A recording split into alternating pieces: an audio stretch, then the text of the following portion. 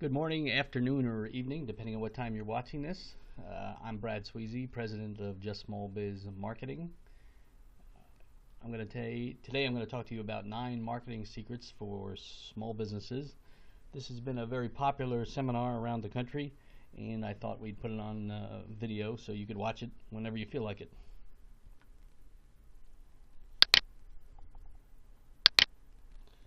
First, I want to ask you 3 questions. Are you committed to making more money this year? Are you committed to having the business you've always wanted to have and dreamed about having? And are you committed to doing both of these things while living the lifestyle you desire?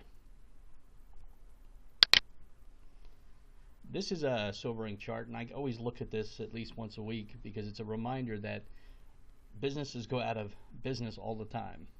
50 to 70% of all businesses fail within 18 months of opening their doors. Some take a lot longer to fail, but they do fail. And since this is my livelihood, and I know you're a small business is probably your livelihood, you really don't want to fail, you want to succeed, and we help you do that. This is a little overview of what we're going to talk about. I'll tell you a little bit about myself and the company, and we'll go over each one of these secrets. I'm not going to go over them now because you'll read them and we'll go over them. First, a little bit about me. I'm the president of Just Small Biz Marketing. I started it in 2011, in August of 2011. I have a history inside and outside of government, worked for a lot of different organizations.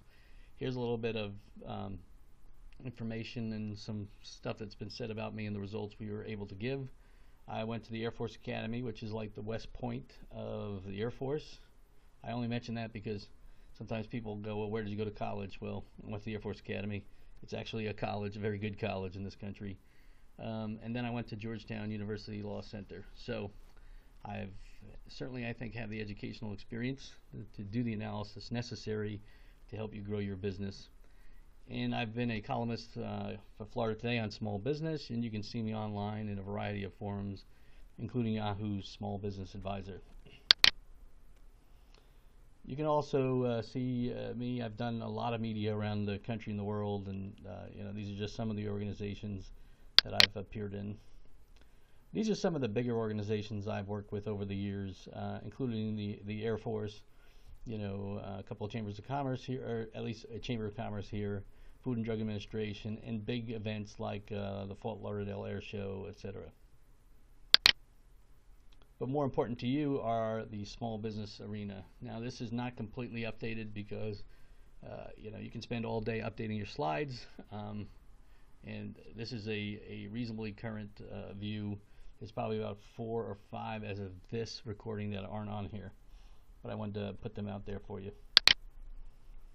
As you can see, it's a variety of industries, a variety of things, a variety of people. It really doesn't matter. Everybody can benefit from marketing. Let's move into the first secret, which is knowing who your ideal client is and who it isn't. Many businesses have no idea of who their ideal client is. And so what you really need to do is look at your client base and ask yourself, are there any commonalities that you have measured? How close are your current clients to your ideal client? For example, if you're a travel agent, for example, and say, well, my ideal client is somebody who's retired, who has disposable income to go on 2 or 3 cruises a year. Then look at your client base and go, how many of those fit that parameter? And if they fit it, great. If not, what can you do to change it? What this does is it allows you to really target your marketing efforts, and it really allows you to target your marketing dollars. So you're not spending money marketing to people who don't fit your ideal client profile. The second thing is overcoming blandness. If you look at that thing as standing out, the blue figure stands out. You've got to stand out. You've got to ask yourself, why are you better than your competition? Because if you don't have a reason for that, you're just a commodity. And price is going to become the basis for customers or clients to make a decision. You also have to look at why are you better than doing nothing at all or whatever they're doing now. Remember, we as people like to keep things the way they are. We don't like change, especially if it requires hard work. So you have to ask yourself that. Are you offering a solution that's better than somebody doing nothing or continue on the path that they're doing right now? So take a look at that. And there's a variety of things you can do to overcome that blandness. You can offer a free report. You can serve a specific niche. You can have a referral program. You can always compete on cost. You can stand out. But even though I put it on here, you can make it up in volume, low cost. You can even stand out by being very high cost. Say, we are very expensive, and explain why you're expensive. And you might attract a certain group of people who are willing to do that.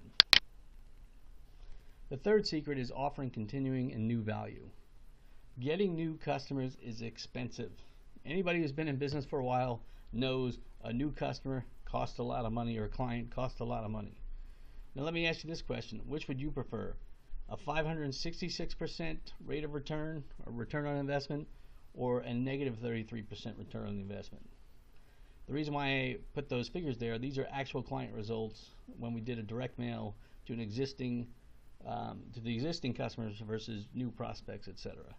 So initially, the new prospect thing lost money. Now over the lifetime value, it probably will, you'll make up for that. But initially, you lost.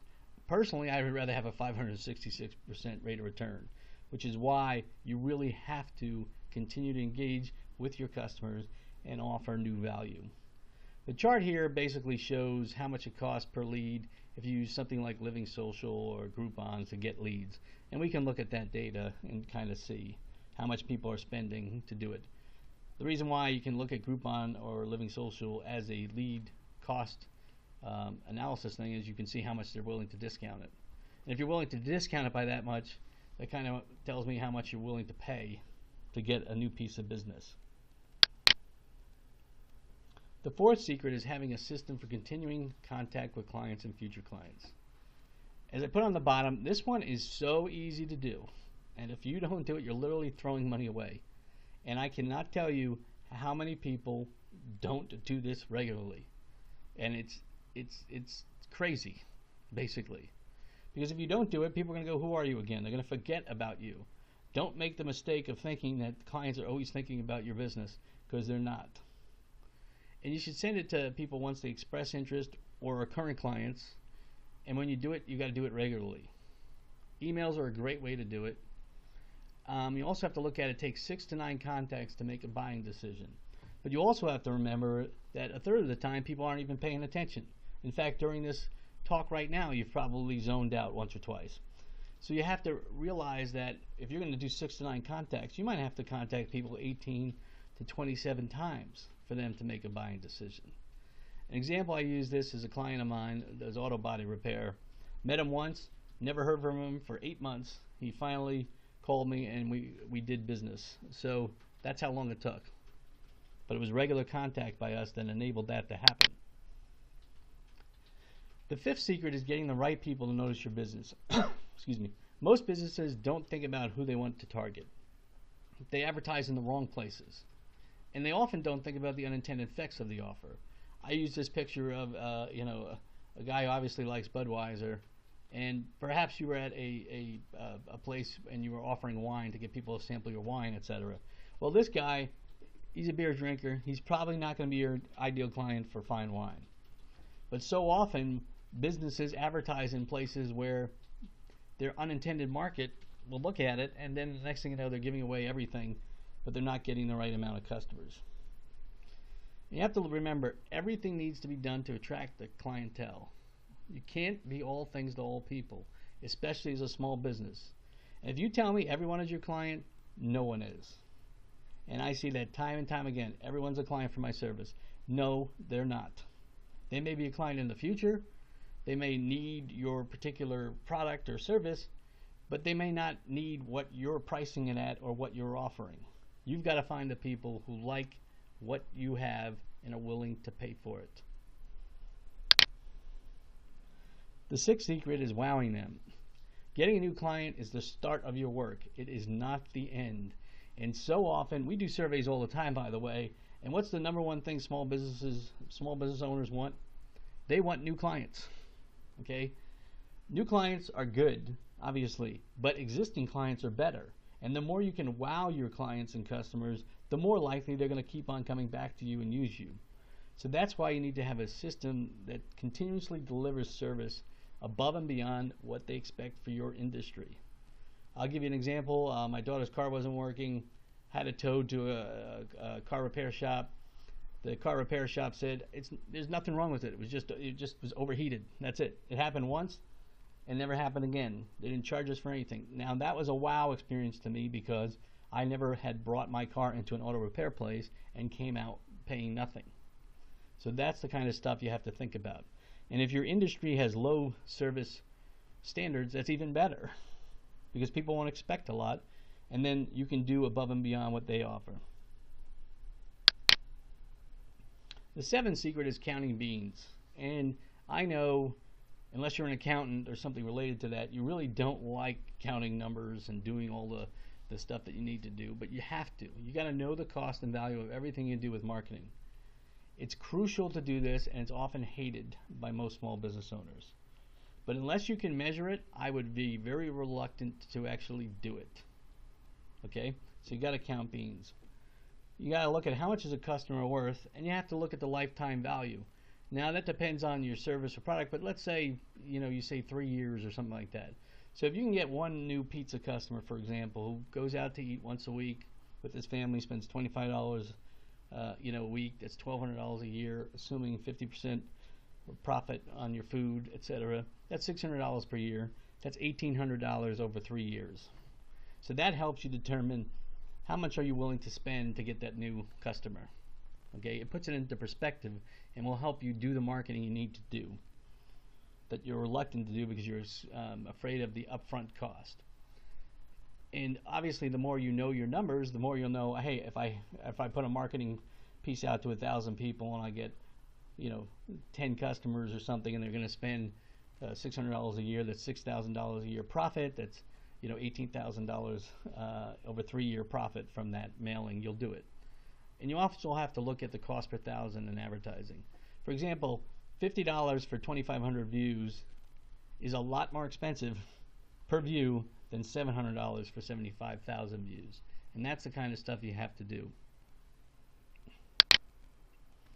The eighth secret is tracking efforts to make sure you're reaching your goals. And this goes a little bit with knowing your numbers. You have to know if it's working. So if you can't measure it, how are you going to tell me it's working? You can say, well, the phone's ringing. Okay, well, all right, track phone calls. But even better is using a tracking phone number. So you can track specifically what advertising medium is delivering results. We do that all the time with clients. We do this with our own business. We know when somebody calls already where the call is coming from. So we don't have to rely on staff to ask that question. You can also use different web pages. Obviously, different landing pages. You can track the leads from that as well. The more you can link your sources with client revenue, the better you're going to be able to target and offer things. Along this effort, you should track the amount of time and money you spend on marketing. I think you need to spend at least 2 to 4 hours a week on marketing. 5 would be better. And you also have to look at budgeting the right amount. If you want to stay where you are, or maybe even lose traction, spend about 5% of your revenue on marketing. If you want to grow your business, you should probably spend about 10%. If you want to aggressively grow your business, you need to spend about 15 to 20% of your money coming in on marketing and look at it as an investment. The ninth secret, which is something very important, which is what we do, is develop a structured marketing plan yearly. If you don't do this, you're not going to have any plan to go on. Nobody's going to know what you're doing. You're not even going to know what you're doing. You're going to react to every salesperson who comes in, and if you have the money, you might do it. If you don't, you might not. I think we need to look at here is the difference between advertising and marketing. Advertising is one channel or one method to reach potential clients. Say it's newspaper advertising, direct mail, Facebook advertising, Twitter, TV commercial, radio commercial, etc. Marketing is a structured plan on how to reach goals. So a marketing plan will often use multiple advertising venues to reach clients. And the key here, like I said before, is you have to have a desired outcome and a methodology to get there. If you don't, you're going to be in a very bad position over a long time because you're never going to really know what kind of flow is flowing into your business. In summary, you got to build your business methodically. You can use these secrets in your business practice, whatever your organization is. And don't be afraid to seek help, especially when you can measure whether it's working. Now, if you have some time, I like to share some bonus secrets. It's my wow portion of it. If you don't, then you can sign off and email us at brad@justsmallbiz.com, or the particular independent consultant who showed you this video. Email them and you can get a free consultation. But for those of you who have time, let's stick around and look at some bonus secrets. Okay? This is what I just said, but you can look at it there and copy it. It'll be at the end as well. Bonus secret number 1 is become a perceived expert in the media community. Hopefully you know enough about your industry to talk about it. So if you were at a cocktail, a party, or a dinner or whatever, or anything, somebody asks you about it, you could probably talk about it, you know. So which one of your competitors knows more than you do? I'd say you probably know just as much as them. And do other people know who these competitors are? Maybe they do because they're out there. But if they don't, or you want to be the one they know, engage with the media. Become that expert who's willing to talk with them. And the more you can be their go-to person and provide interesting analysis, the more you can be used. This is just an example. You can see my columns in Florida Today about marketing. You know, so I write about small business marketing. The second secret is get involved in charity or volunteer organizations. I used to be part of the community band of Brevard. I did publicity. I'm the vice president of the Air Force Association. I helped out Brevard Save Our Students. I help out with the Cocoa Beach Chamber of Commerce Military Affairs Council. I do a lot of volunteer type of work. And I think it's important that you do it as a small business because it shows your community that you care and that you're not just about making dollars. You often also get to network with people who might be useful to you from a business perspective. Now, that's not the primary reason you do it, but it can be a secondary benefit. The third secret is you got to develop and test messages offers constantly. It's a big mistake if you think matter words don't. Now, I said that incorrectly on purpose, but if you actually had read that statement, a lot of times people flip it and make it the right word order. And what you think causes someone to act doesn't necessarily mean it actually does cause them to act. So you have to have kind of like a control message versus a tracking message. So this is an example of one of our clients, and we look at the two ads, the top ad and the bottom ad, good marriage counseling, good marriage counseling. They're both the same headlines. The second line of each is what's different. One says your relationship can be saved. The other one says save your relationship now. Now the second one has more of a direct action, right? It's, you know, save your relationship now. That's a call to action. But in this case, we got a higher response rate, basically 460% higher response rate, by using the term your relationship can be saved. And we're thinking that the reason why it has a better result is because people who are looking for marriage counseling, for example, are probably not very hopeful. And this second line gives people hope. But if we didn't test it, we would never know. And that's a huge difference in response rate and can make a huge difference to your bottom line, like it did with this client. Now, along with testing advertising messages, you also want to test landing pages, etc. And this is an example of one of our clients where we just basically had different photos. Everything else is the same. The top one got an 83% higher response rate. So it turns out that, you know, people for this particular service like seeing the kids at the boat, and perhaps it reminds them of spending time with their family and grandkids and that kind of stuff, versus the one which just shows the boat. So you don't know this until you test it. The fourth secret is know your competition better than they know themselves. You know, a lot of times people don't even look at their competition. They have no idea what the competition is doing, how much they're spending, where they're advertising, you know, what their website looks like, any particular offers they have. They don't look at their Facebook pages, Twitter pages, LinkedIn, etc. Our approach is to be hyper vigilant. And you can, you know, give people scores, and this is one of our clients versus somebody else, some of the other competitors out there. So before they were a client. So we use that to show them where they are and how to improve their results. Along with knowing competition better than they know themselves, it's useful to see if they're advertising online, for example, which is one way because there's so much data on there, it's very easy to analyze. You can look at one of these Port Canaveral shuttle. Um, this is, being delivered in Cocoa Beach, Florida, and a lot of people go out of that port to go cruising, Port Canaveral. And one of the things that people do from the airport is they got to get from the airport to the port, and they look for shuttles. So this is one example of a search for that. So we'll take a look at Port Canaveral shuttle and go there, and then we can see Royal Cocoa shuttle. And you can see how much they've actually spent over a period of time online. But you can also see what keywords they're using, what ads they're running, etc. So you can use that as a baseline to see the offers they're doing, but also use it to do your own ads and improve upon what they're doing.